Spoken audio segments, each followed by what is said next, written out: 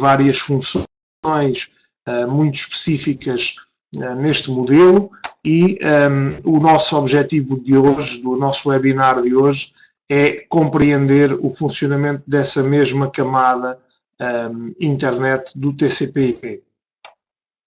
Entretanto, para começarmos, temos de ter muito presente que esta camada é a camada do modelo TCP/IP que trata do encaminhamento, daquilo que se chama em inglês o routing. O que é o routing?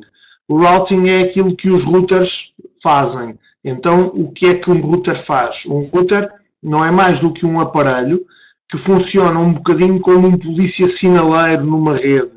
E ele vai recebendo pacotes das origens e vai reencaminhando esses pacotes para o seu destino, tentando escolher para esse reencaminhamento, para esse routing, o melhor caminho possível. Caminho mais rápido e, ao mesmo tempo, também mais seguro para fazer essa distribuição dos pacotes de dados. Essa é a função de um router, ou router, em inglês, como preferirmos. Ele funciona exatamente como um polícia sinaleiro. Não, se alguma vez não se lembrarem do que é que o router faz, lembrem-se sempre do polícia sinaleiro que manda parar uns e manda avançar outros. É aquilo que o aparelho também faz nas redes. Então, esta camada internet, que é, como podem verificar aqui nesta imagem do modelo TCP, é a terceira camada do modelo TCP, portanto a camada internet. Esta camada internet serve então para fazer esse trabalho de encaminhamento, de routing de todos os pacotes que estão na rede. Cada computador, cada switch, cada router, cada dispositivo que existe na rede, cada placa de rede, tem que ter obrigatoriamente um endereço de IP. E esse endereço... Boa noite, Bruno. E esse endereço de IP terá de ser um endereço único. Bem-vindo, Bruno. E esse endereço de IP, como eu estava a dizer, terá de ser único. Esse endereço de IP trabalha então na camada 3, enquanto que o endereço MAC, por exemplo, trabalha na camada 2. Portanto, e são ambos únicos. Não pode haver repetições nem de um endereço MAC, nem do endereço IP na nossa rede. Sob pena de haver congestionamentos da rede e as coisas não funcionarem. O IP, por vezes, podem haver sobreposições. No entanto, o MAC, esse é mesmo único. Cada dispositivo de hardware de rede tem um MAC que é único no mundo inteiro. Não há repetições de MAC address. Esta é uma ideia que devem reter. Aqueles que ainda não têm esta ideia presente devem reter bem este conceito. Então, cada endereço de IP tem uma estrutura e essa estrutura depois faz com que também existam várias classes de endereços. As máscaras de subrede, as próprias subrede, as próprias endereços das subredes, todas elas têm uma função muito específica no nosso sistema de endereçamento de IP, no nosso routing. Então, todos os endereços de rede, subrede e IPs próprios das máquinas, dos routers, dos switches, das bridges, dos hubs e por aí fora, todos eles têm um papel a desempenhar e é um papel normalmente único também em cada endereçamento de IP, em cada encaminhamento, em cada esquema de routing da nossa rede. Então, além dos endereços e dos MAC addresses, temos também funções e protocolos, que, como o próprio nome indica, desempenham aquilo a que estiverem destinadas, seja enviar, receber, guardar, fiscalizar, etc. E protocolos. Os protocolos o que é que procuram fazer? Procuram fazer cumprir todas as regras de boas práticas para o nosso tráfego da rede. Até agora, tem alguma dúvida? Não. Ninguém tem dúvidas? É só uma questão. Os Macs também têm IP. O MAC é um endereço físico. O IP é um endereço de rede. Portanto, o MAC é um endereço que identifica o hardware. Qualquer peça de hardware tem que ter um MAC e é único, a nível mundial. Não há mais nenhuma peça que tenha esse MAC address. Depois, o IP é um endereço de rede, é um endereço que já não é físico, mas é um endereço que é fruto já do software, digamos assim. Exatamente, é do protocolo, portanto já é diferente. Ok. Diego está-me a perguntar o modelo UDP. Não, UDP não. UPD? Não, UDP não. UDP é um protocolo alternativo ao TCP que não faz controle das transmissões. Ou seja, enquanto o TCP, que se chama Transmission Control Protocol, faz o controle das transmissões na rede, o UDP não faz controle de transmissões. Então, é mais rápido, mas não é seguro. É um protocolo alternativo ao TCP. Está bem, Diego? Perdão.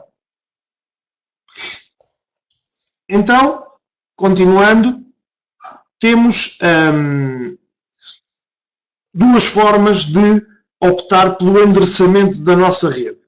A forma manual, ou seja, nós definimos todos os endereços de forma manual, configurando as nossas placas de rede, configurando os nossos routers, os nossos switches de forma manual, não dando qualquer alternativa para que esses endereços sejam alterados, ou então de forma automática. De forma automática, normalmente vamos optar por usar um outro protocolo, que é o DHCP, que permite fazer precisamente a atribuição automática de endereços IP sem que haja conflitos na rede, sem que haja congestionamentos nem repetições dos endereços na nossa rede. Então, o endereçamento de IP permite-nos fazer cálculos para o dimensionamento da nossa rede, e já vimos isso para quem esteve presente nas nossas sessões de cálculos de subrede, já vimos como é que podemos fazer esse dimensionamento para um X número de IPs, utilizando apenas um IP, como é que o podemos desdobrar. Quem não viu e quem não esteve presente nesses webinars, pode ver os vídeos que estão no campus, que estão disponíveis esses dois vídeos. E depois, se tiverem alguma dúvida, coloquem-me, por favor, que estou ao vosso dispor para esclarecer. Entretanto, o que é que temos também que realçar? Além dos cálculos, existem classes. As classes são 5 classes, A, B, C, D e E. As 3 que utilizamos nós, utilizadores normais, entre aspas, são a B e a C. A D e a E são classes específicas e especiais, que já vamos agora um bocadinho mais à frente ver em que características e como é que as podemos utilizar. Então, além das classes e dos endereçamentos e também dos cálculos, temos ainda IPs públicos e IPs privados. IPs privados são aqueles IPs que nós podemos usar nas nossas redes locais, nas nossas Ethernets, nas nossas intranets também, e os endereços públicos são os endereços com os quais nós conseguimos navegar na internet, ou seja, fora de portas, nas redes que estão fora da nossa alçada. Para facilitar a forma como o roteamento, ou routing, ou encaminhamento, eu escrevi de várias maneiras no documento, pode funcionar para facilitar este funcionamento do reencaminhamento. O TCP/IP utiliza um endereço de 32 bits. Esses 32 bits são desdobrados em 4 conjuntos, sendo que cada conjunto é normalmente composto por 8 bits. Então, como é composto por 8 bits, designamos por octeto. Portanto, cada um desses conjuntos é um octeto de bits, são 8 bits que funcionam para o nosso endereçamento de rede. Outra questão bastante importante no endereçamento de rede é o cabeçalho. O cabeçalho da camada internet do TCP/IP, que é conhecido como o cabeçalho IP. Esse cabeçalho, e agora vou mostrar aqui um esquemazinho, esse cabeçalho é composto por estes elementos que aqui estão. Pode parecer confuso, mas não é. E já vamos ver que não é. Então, o que é que nós temos? Temos sempre os bits até entre o 0 e o 31. Atenção, que não é 32, porque o 0 também é número, como se costumava dizer na tropa antigamente. Como o 0 também é número, o primeiro bit é o bit 0 e o último bit é o bit 31 e não o bit 32. Às vezes incorremos nessa pequena imprecisão e aí já não estaríamos a trabalhar com 32 bits, mas sim com 33, se o último bit fosse o 32. Então, o que é que nós temos em termos de cabeçalho? Se repararem, temos aqui vários números, e esses números, peço desculpa, e esses números identificam o número de bits que cada uma destas informações precisa para ser enviada. Por exemplo, a versão do nosso IP precisa de 4 bits, o comprimento do próprio cabeçalho também precisa de 4 bits, a prioridade e o tipo de serviço já necessita de 8, e por aí fora, até que chegamos aqui ao endereço IP de origem, que tem que utilizar os 32 bits, e o endereço IP de destino, que também tem de utilizar os 32 bits. Depois, temos várias opções que podem também variar entre os 0 e os 32 bits.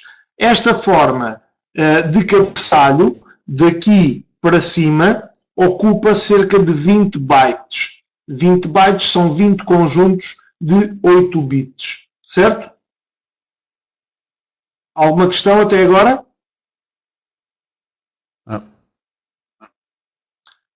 Este endereçamento e este cabeçalho, vocês não precisam de saber de cor, obviamente, porque não fizeram mal a ninguém, portanto não precisam de saber isto de cor. Têm sempre esta tabela como uma cábula e, utilizando essa cábula, rapidamente conseguem saber os valores em termos de bits que precisam para cada um destas características do cabeçalho. Portanto, não precisam de saber isto de cor. Há 2 ou 3 elementos que são necessários saber de cor, que estão no vosso livro e que estão bem sinalizados, mas depois com o dia-a-dia, com o trabalho no dia-a-dia, vocês vão perceber que isso vem intuitivamente, como por exemplo aqui a questão do endereço de origem e destino, que são os 32 bits. Isto depois acaba por ser banal para vocês, portanto acaba por ser uma coisa intuitiva que vocês fazem de forma natural e sem pensar muito nestes números. Então, continuando aqui um bocadinho mais à frente, temos aqui temos aqui uma pequena explicação de como é que o cabeçalho é carregado. O cabeçalho é carregado por datagramas. Datagramas esses que são pacotes criados especificamente para carregar a informação desta camada 3 e esse datagrama carrega o cabeçalho que já tem o endereço de origem e o destino, e depois automaticamente os dados que são carregados nesse cabeçalho vão para a nossa rede. Passam ainda para a camada 4 essa que é a camada D, a camada Network Access, que é a camada que nos dá acesso à nossa rede e acesso ao envio, digamos assim, para fora dos nossos dados, para fora da origem em direção ao destino. Nunca se esqueçam de outra coisa. Os endereços IPs são hierárquicos. O que é que quer dizer se são hierárquicos? Têm de respeitar uma determinada ordem. E essa ordem tem que ser respeitada da seguinte forma. Os bits à esquerda identificam sempre a rede. Os bits à direita identificam os anfitriões ou, em inglês, os hosts. Ou seja, bits à esquerda, Network ID, bits à direita, hosts. E aqui entramos então numa fase do endereçamento que é bastante interessante. E então, o que é que nós podemos dizer aqui? Todas as redes, sejam elas redes físicas, ou seja, redes que nós configuramos com aparelhos e cabos e routers e switches e por aí fora, sejam elas físicas ou virtuais. O que é que são redes virtuais? São redes que nós criamos com base em máquinas virtuais, máquinas como aquelas que já fiz aqui para vós também noutros webinars e que também têm disponíveis no vosso campo os vídeos sobre essas máquinas. Sejam elas redes físicas ou redes virtuais, cada uma dessas redes é sempre entendida por todos os dispositivos como uma rede individual. E essa rede tem de ser sempre alcançada antes do host ser alcançado. Ou seja, imaginemos que eu mando um pacote de dados para o Bruno e mando outro para o Horácio. O Bruno está numa rede A e o Horácio está numa rede B. O meu pacote de dados primeiro tem de identificar as redes onde o Bruno e o Horácio estão. E só depois é que vai conseguir identificar o próprio Bruno e o próprio Horácio, que são os hosts, neste caso. Então, esta é que é a hierarquia. Primeiro, identificação da rede. Segundo, identificação do host, do anfitrião. E isto não tem nada de complicado. Então, ponto assente. Todas as redes, tal e qual como todos os hosts, têm de possuir um endereço de rede único. Não podem haver repetições sob pena de haver congestionamento de rede e de haver aquilo que se chama o choque de pacotes. E o choque de pacotes vai fazer com que os dados se percam no processo de encaminhamento, no processo de routing. Então, o que é que os hosts fazem? Os hosts, para poderem partilhar dados na rede, têm de povoar essas redes que estão ligadas a eles com bits. E esses bits vão identificar quer as redes, quer os próprios hosts.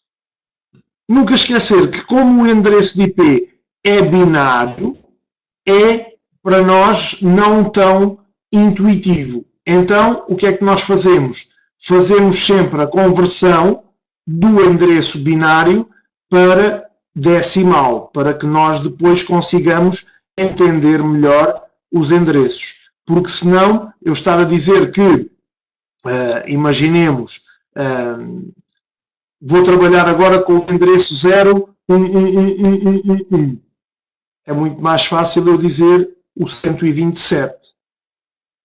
Julgo eu, pelo menos para o nosso entendimento normal. E isto é um número que até é fácil, porque é só um 0 com 7 uns. Agora imaginem números que têm os 1s e os 0s intercalados, teríamos de estar sempre a fazer a conversão, então trabalhamos com decimal e o computador depois tem esse trabalho de fazer a conversão para binário, poder comunicar. Os 32 bits do endereço são partidos então em 4 conjuntos de 8 bits, em octetos, ou então, se preferirem chamar, bytes, porque cada conjunto de 8 bits não é mais do que um byte. Então, cada endereço é composto por 4 bytes. 4 bytes, 4 octetos, 4 conjuntos de 8 bits. Exatamente a mesma coisa. Os 3 conceitos significam exatamente a mesma coisa. Cada um destes octetos, destes bytes, destes conjuntos de 8 bits, é separado por um ponto que faz essa identificação. Então, chegamos às classes. Para nós podermos trabalhar de forma mais simples com as redes, os engenheiros de redes criaram classes. E cada uma destas classes tem uma característica muito específica que permite distingui-la das outras. No caso da classe A, a sua característica mais distintiva é precisamente aquela que está aí na primeira frase desse slide, que é: foi criada para suportar redes extremamente grandes. Então, classe A, redes muito grandes. O que é que significa redes muito grandes? Significa redes com muitos hosts, com muitos anfitriões, com muitos IPs. Certo? Está claro? Ninguém me responde. Sim, sim. Sim, assim está bem. Então, redes de classe A, redes grandes, muito grandes. O que é que esta classe, o que é que distingue também esta classe? O que distingue também esta classe é, e eu agora aproveito e fazemos aqui uma pequena, vou aqui desenhar, já sabem que os meus desenhos, imaginemos que temos 1, 2, 3, 4, 5, 6, 7.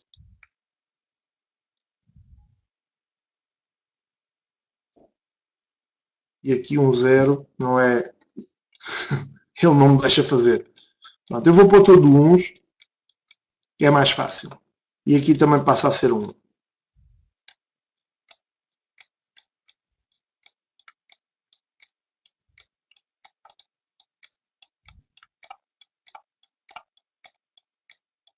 Apesar de estarem todos a 1, não levem em conta os valores que cá estão. É só para identificar. Na classe A, apenas este octeto pertence à rede. Todos os outros 3 são para hosts, são para anfitriões. Na classe B, portanto, isto é a classe A.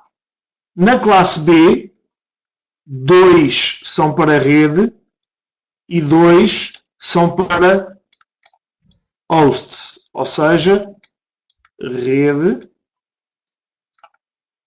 Ele não me deixa fazer letras também. Rede e hosts. Na classe C, inverte-se e passam 3 para rede e apenas 1 para hosts. Classe C. Certo? Então, importante a reter. Classe A, redes grandes, apenas um octeto para identificar a rede, 3 octetos para identificar os hosts, os anfitriões. Como o primeiro bit da classe A é sempre 0, ou seja, pode ser representado por 000, que em decimal significa 0, e o bit mais alto que podemos representar nesta rede é o bit 0 seguido de 7 uns, que em decimal é o 127, significa que nós podemos operar na classe A com IPs entre 1 e 126. Porquê? Porque o 0 e o 127 estão reservados para a própria rede e para broadcast. Nunca se esqueçam, há sempre dois IPs reservados, um para a própria rede e um para broadcast. Então, significa que, na realidade, para trabalharmos na classe A, só podemos usar no primeiro octeto IPs entre o 1 e o 126. Então, sempre que virem um endereço de rede que esteja compreendido entre 1 e 126 no primeiro octeto, sabem automaticamente que estão na presença de uma classe A. Certo? Certo. Sim, senhor. Se tiverem alguma dúvida, digam, está bem? Não tenham problemas. Então, só uma pequena ressalva à classe A. Temos um endereço que é um endereço muito específico, que apesar de pertencer à classe, está reservado para testes de loopback. O que é que são testes de loopback? São os testes que são realizados para enviar pacotes de dados a si mesmo. Ou seja, é o IP 127.0.0.0. Este IP é aquilo que normalmente chamamos localhost e serve para testar servidores web, normalmente. Servidores como o Apache ou como o IIS que podemos testar. Quando nós instalamos um servidor web no nosso computador, se escrevermos 127.0.0.1, terá de aparecer a imagem da informação do servidor web, ou seja, que o servidor web está instalado e a funcionar como deve ser. Se o servidor web não der essa imagem de feedback, vai dar uma mensagem de erro, significa que temos o servidor web ou desinstalado ou mal instalado. Então, uma maneira de testar se o nosso servidor web está a trabalhar é escrever o IP 127.0.0.0 no nosso browser, dar Enter e automaticamente tiramos a prova dos 9 se temos servidor web instalado ou não. Num dos webinars próximos, que é o da internet e intranet, vou ter de instalar um desses web servers e depois vamos ver isto na prática. Vamos ver o teste do localhost na prática e vamos ver que tem de funcionar. Se não funcionar, estou a ser aquilo que se diz na gíria informática um grande nabo. E não é isso que se pretende de maneira nenhuma.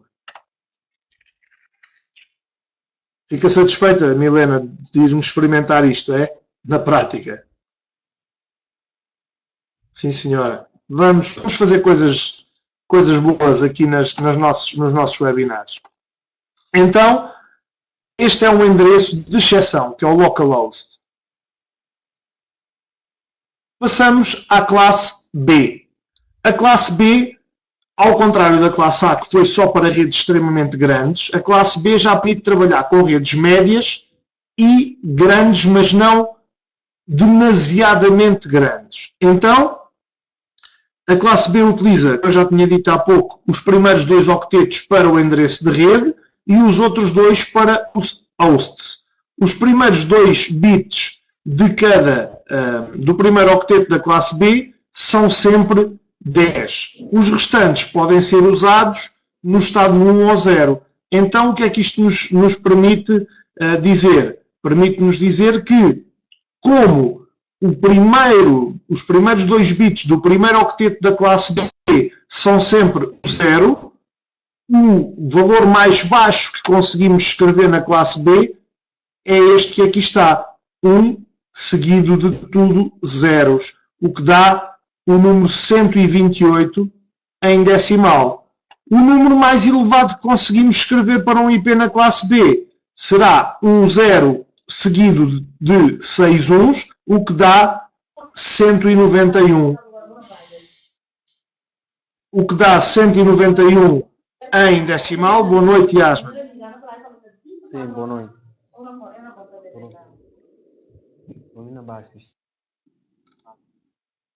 O que dá 191 em decimal e qualquer endereço que esteja contido entre o 128 e o 191 é então um endereço de classe B, certo?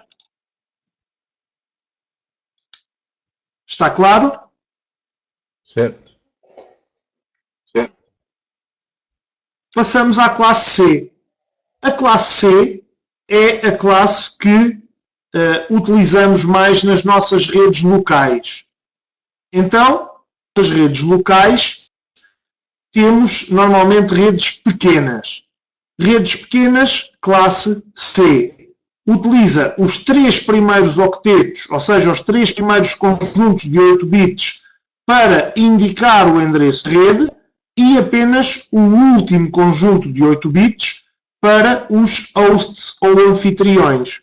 Sendo que os primeiros 2 bits do primeiro octeto da classe C têm de ser sempre escritos no mínimo com 110. Todos os outros podem ser usados como uns ou como zeros. Isto faz com que o bit mais baixo seja 110, tudo zeros a seguir, que é o número 192, e o mais alto, 110, seguido de 5 uns, que é o 223 em decimal. Ou seja, qualquer endereço contido no intervalo de 192 a 223 é um endereço de classe C. Se repararem, na grande maioria das configurações que fazem nos vossos routers em casa e nas vossas placas de rede, normalmente utilizam IPs começados por 192. É ou não é? É capaz. É de certeza absoluta. Nunca me lembro de ver isso.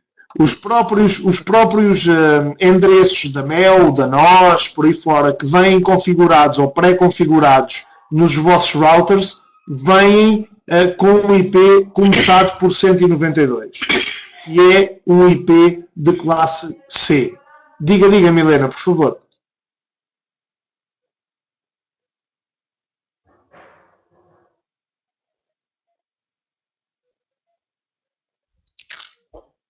Milena, quer colocar alguma questão?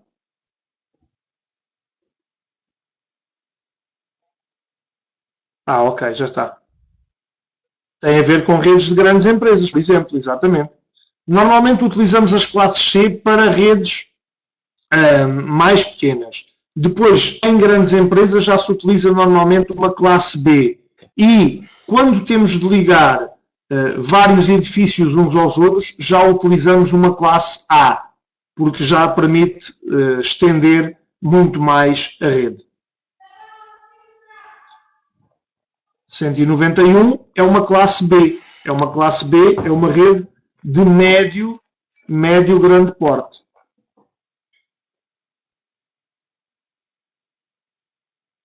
Sim, senhora Milena. Então vamos prosseguir. Classe D. A classe D é uma classe especial e nós não temos acesso normalmente a endereços desta classe. Então o que é que permite? Permite trabalhar ou foi criada para podermos trabalhar em multicasting. O que é o multicasting? Multicasting é apenas uma rede a dirigir pacotes iguais para muitos endereços de IP em simultâneo. Ou seja, é um stream de dados para muitos IPs. Quem é que faz? E agora já entendo, Milena.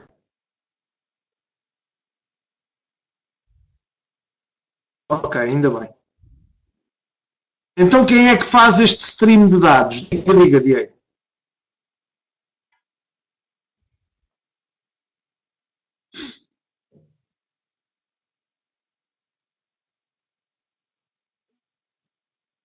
A classe A fica entre o 0 e o 127, sendo que o próprio 0 e o 127 não são utilizados, apenas do 1 ao 126.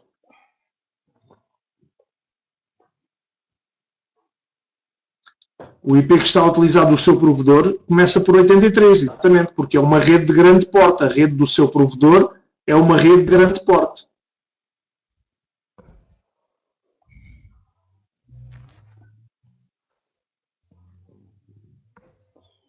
Sim, senhor Diego, é isso mesmo. No entanto, a sua rede interna, há de reparar, dentro de casa, do router para dentro, já provavelmente será um endereço começado por 192 ou um endereço contido numa classe C. A diferença é essa. Um serve para a rede grande, que é a rede do seu provedor, e o outro serve para a rede pequenina, que é a sua porta para dentro. Portanto, a diferença é mesmo essa no dimensionamento da rede. Como eu estava a dizer, o multicast é então pegar em pacotes e mandá-los para muitos receptores, para muitos computadores em simultâneo, para muitos endereços em simultâneo. Isto é possível através de um stream e quem é que faz este stream? Por exemplo, a Mel, a nós, os provedores, a Vodafone, etc.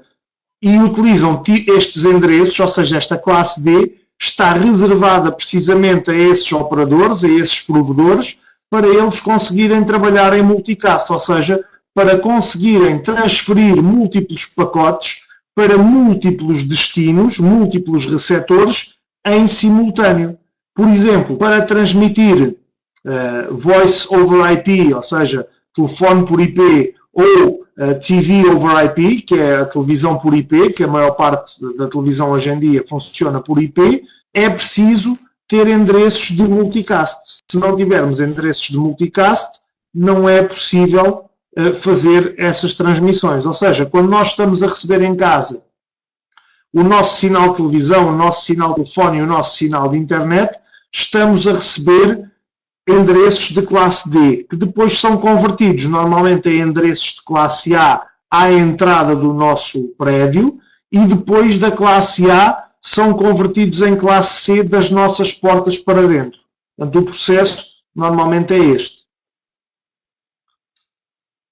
Os primeiros bits, os primeiros 4 bits da classe D são sempre 110. Se repararem, está em crescendo. Ou seja, na classe A é 10, classe B 110, classe C 111, na classe C 110, na classe D 110. Ou seja, o primeiro octeto vai ser sempre contido entre 224, que é este valor, ou então 239, que é este valor.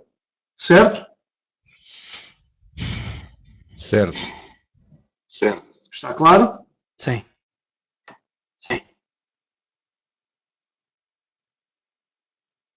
Sim, senhor. Então, passamos à classe E. Diga, Milena.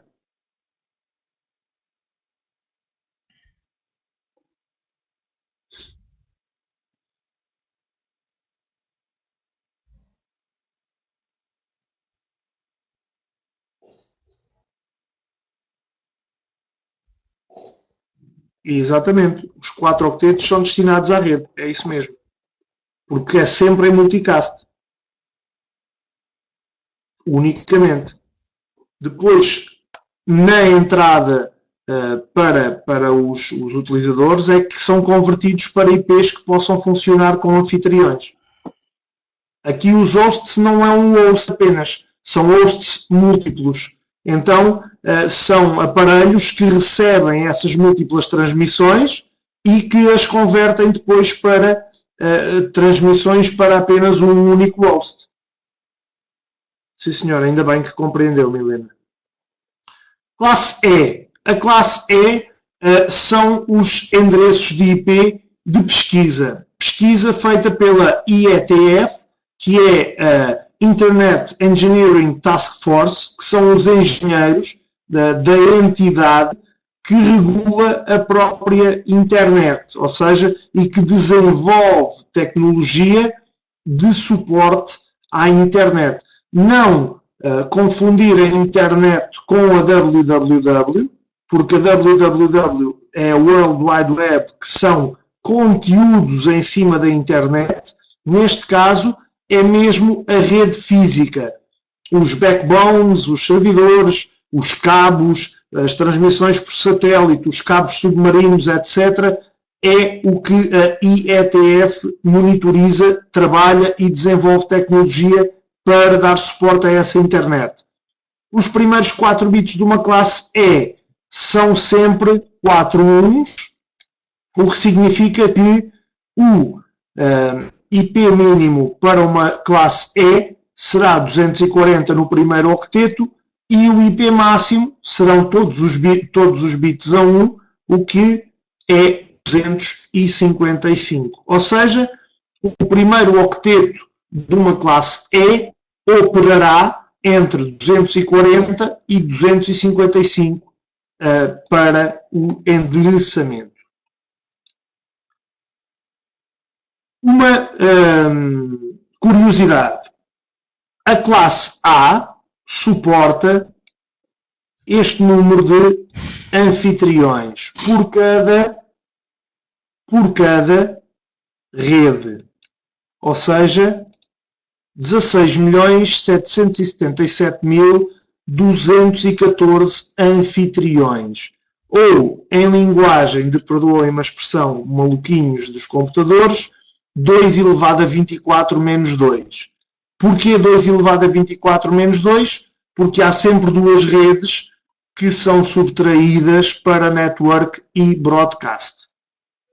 A classe B já suporta 65.534 anfitriões por cada rede, o que significa 2 elevado a 16 menos 2 redes para network e broadcast.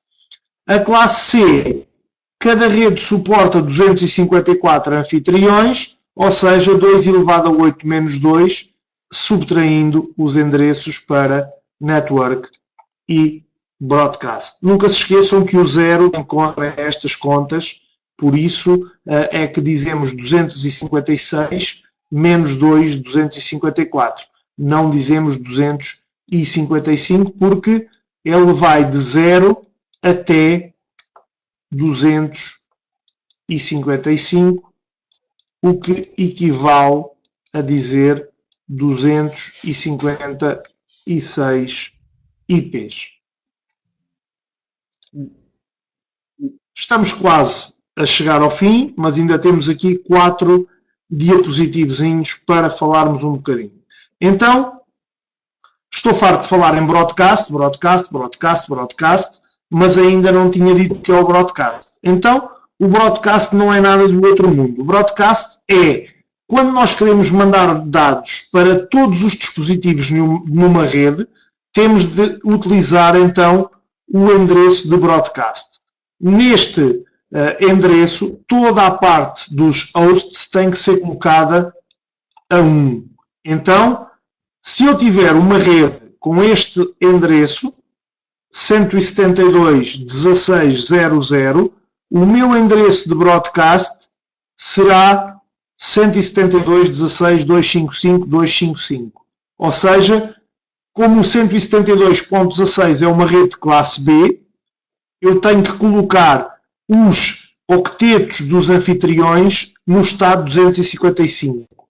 Imaginemos que eu tinha, eu vou mudar aqui a cor, imaginemos que eu tinha um endereço 192.0.0.0.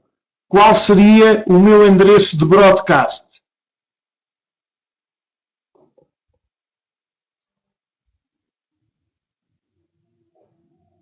O que é que acham?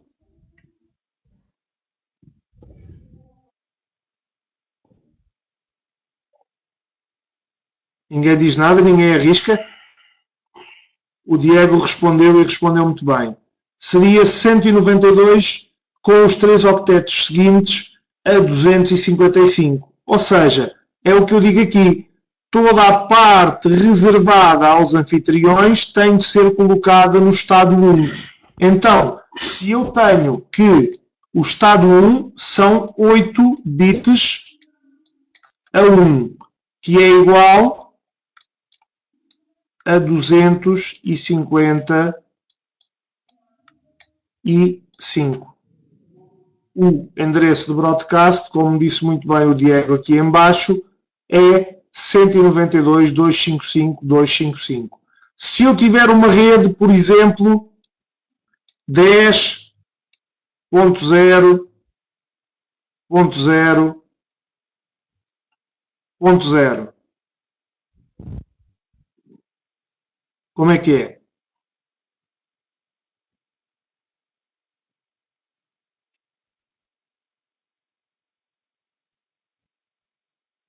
Agora estão baralhados. Então é assim. É o contrário. Aquilo que o Diego me respondeu aqui, 192.255.255.255, seria se fosse uma classe A. E eu deixei-os embalar, porque ninguém me dizia nada, deixei-os embalar para ver se vocês caíam na rasteira. E aquilo que a Milena me respondeu aqui seria para uma classe C. Porquê? Porque a classe C só na classe C quantos bits identificam a rede? Quantos bytes identificam a rede? Perdão. 12. Não, na classe C são 3 bytes, ou seja, são 3 conjuntos de 8 bits. Ok. Perdão. Significa que o único byte que temos que pôr a 255 é o dos anfitriões, que é o último. Então, apenas o último byte da classe C tem que ficar a 255. E exatamente, Milena. Este é que é o endereço de broadcast da classe C. Da classe A seria 10.255.255.255 para a classe A. Eu estava a ver se alguém me corrigia, porque eu faço isto nas minhas aulas ao vivo, faço sempre isto para ver se alguém me corrige.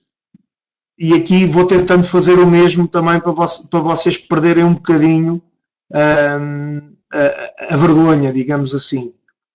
Mas vocês estão um bocadinho tímidos na participação e então tivemos que ir por aqui. Mas pronto, não se esqueçam. Classe A, primeiro, identifica a rede. Os outros 3 identificam os hosts. Então, o endereço de broadcast seria o que eu escrevi agora ali. Classe B,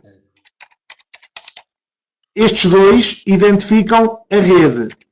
Então, os últimos 2 têm que estar a 255 para fazer broadcast. Classe C, estes 3 identificam a rede. Só o último é que tem de estar a 255 para fazer broadcast. Certo? Certo. Pronto, já não vos engano mais. Então, endereços públicos e privados. Endereços públicos têm a ver com as ligações à internet. A estabilidade da rede internacional, da nossa internet, obrigado, Diego, da nossa internet, depende da capacidade que temos de assegurar os IPs públicos e assegurar ao mesmo tempo que cada um desses IPs públicos é um IP único. E a única maneira de assegurar isso é tendo uma entidade que é a IANA, que é a Internet Numbers Authority, que gere esses endereços.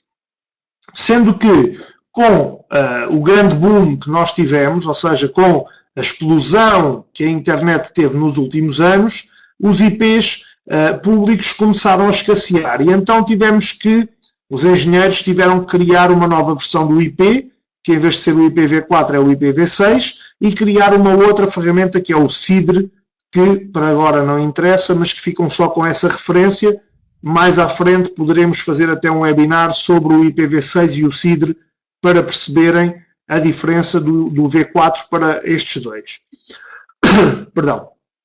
Então, a reter aqui, e isto também fica como cábula, não precisam de saber de cor, é que dentro de cada classe existe um número de IPs que são reservados.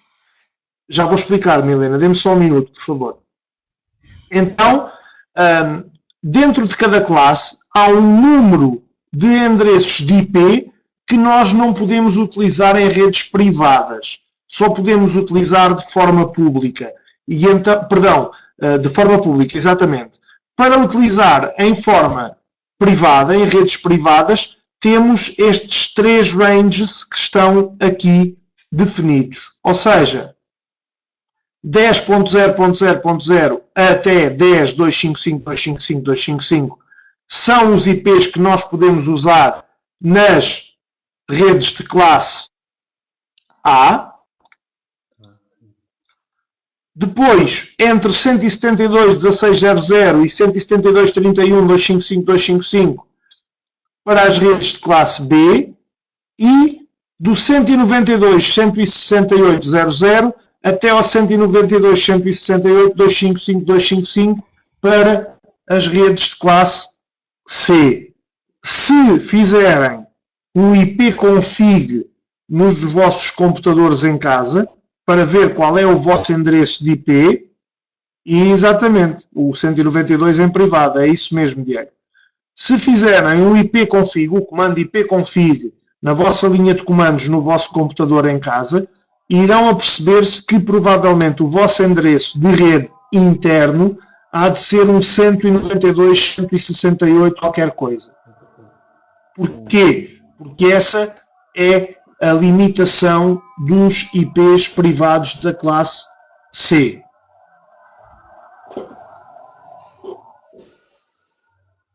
Então, para nos poupar à atribuição manual de IPs, imaginem uma rede com 10.000 computadores. Para configurar 10.000 IPs manualmente, seria um trabalho hercúleo, um trabalho enorme. Então, foi inventado o Dynamic Host Configuration Protocol, que é mais conhecido por DHCP e que faz a atribuição automática de endereços de IP numa rede. Perdão. Quando eu configuro o meu IP, se eu puser em automático, o que estarei a fazer é dizer ao DHCP para ele assumir a responsabilidade de atribuir os endereços de IP à minha rede. Este protocolo é constituído por 2 componentes, um que tem a ver com as configurações dos hosts e o outro que atribui os endereços aos próprios hosts. Ou seja, um vai guardar as configurações e o outro vai atribuir endereços. Portanto, o DHCP faz estas 2 funções. Podemos ver aqui nesta imagem, que está aqui um bocadinho esbatida, mas que dá para ver. Quando eu ponho aqui obter um endereço IP automaticamente, o que eu estou a dizer nesta categoria aqui assim, é que quero que o meu DHCP atribua por mim o endereço. Ao mesmo tempo que também posso obter ou atribuir um DNS por forma também automática. Então, para terminar a nossa sessão de hoje, o DNS. O que é que o DNS faz? O DNS converte endereços de IP em nomes. Ou seja, perdão, quando eu escrevo google.pt, www.google.pt, eu estou a escrever o DNS da Google. Porque por detrás desse endereço que eu escrevi está o IP da Google. E então, imaginem que eu leio por dia 4 ou 5 jornais. O Expresso, o Diário de Notícias, a Bola, o Record e o Correio da Manhã. Se eu escrever correiodamanhã.pt ou escrever dn.pt ou escrever record.pt, estou a escrever o DNS. Se eu não tivesse, teria de saber os IPs de cada um dos sites. Agora imaginem a trabalheira que seria, não é? Era o mesmo que saber os números de telefone dos meus amigos todos de cor, não é? Não é bem aquela coisa, não é? Porque imaginem que um era o 83.87.10.3, o outro era o 87.81.8.2 e às tantas eu já não sabia qual era o da Bola, qual era o do DM, qual era o Google, qual era o Expresso. Então o DNS faz essa conversão por mim. Eu escrevo o nome e ele converte em IP e automaticamente dá acesso ao domínio, à página onde esse domínio está hospedada e mostra-me o conteúdo dessa página. E por hoje cheguei ao final. Não sei se têm alguma dúvida. O Yasman entrou um bocadinho mais tarde. Eu vou pedir para ele depois visualizar o vídeo e se tiver alguma dúvida, por favor, enviar-me para o campo. Está bem, Yasman? Ficamos combinados? Ok.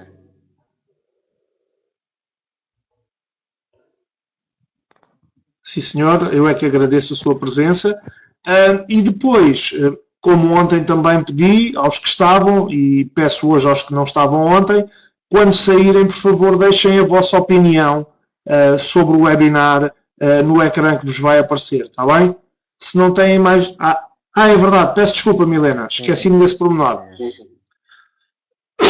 Então é assim, o IPv4 é constituído por quatro conjuntos de 8 bits, enquanto que o IPv6 cresceu e cada conjunto tem 16 bits e permite uma enormidade, permita-me a expressão, de endereços a mais do que o IPv4.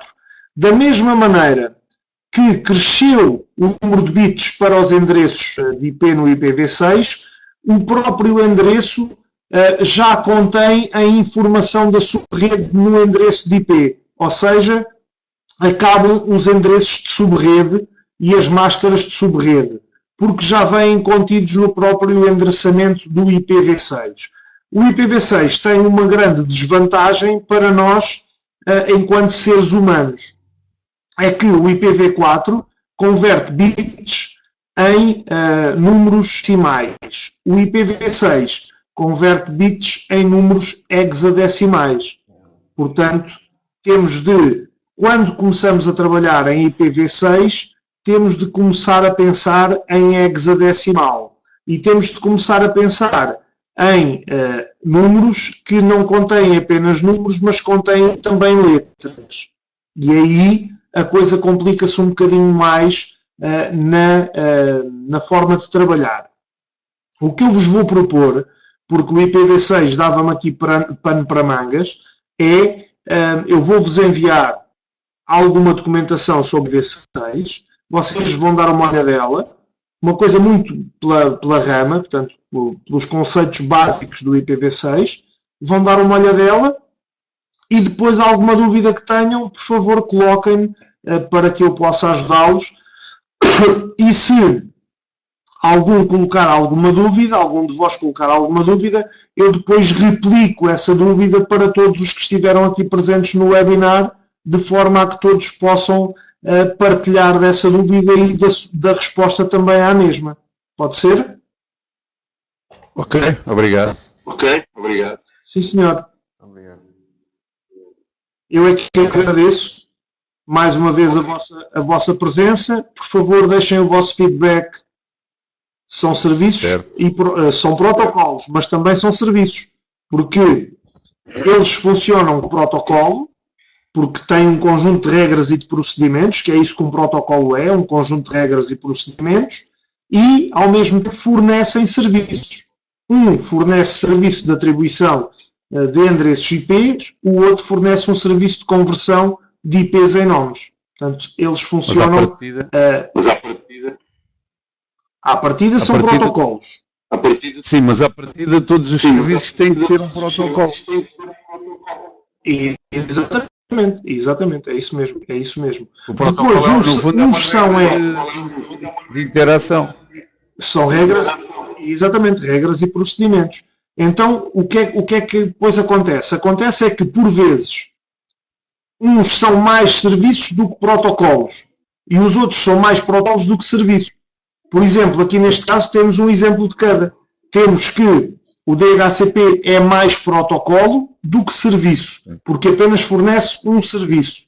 O DNS já fornece mais serviços e apenas tem um número reduzido de protocolos e de regras na sua estrutura. Por isso, temos aqui um exemplo de cada um destes. Está esclarecido? Ok. Sim, senhor Horácio, agradeço. Vou ter que ir para Perdão? Sim, senhor. Uma boa noite. Foi um gosto tê-los aqui todos comigo e já sabem, disponham sempre. Dúvidas, não hesitem, contactem-me, comuniquem comigo, porque é a única forma de eu vos poder ajudar é se falarem comigo, está bem? Uma boa noite a todos e muito obrigado pela vossa presença mais uma vez.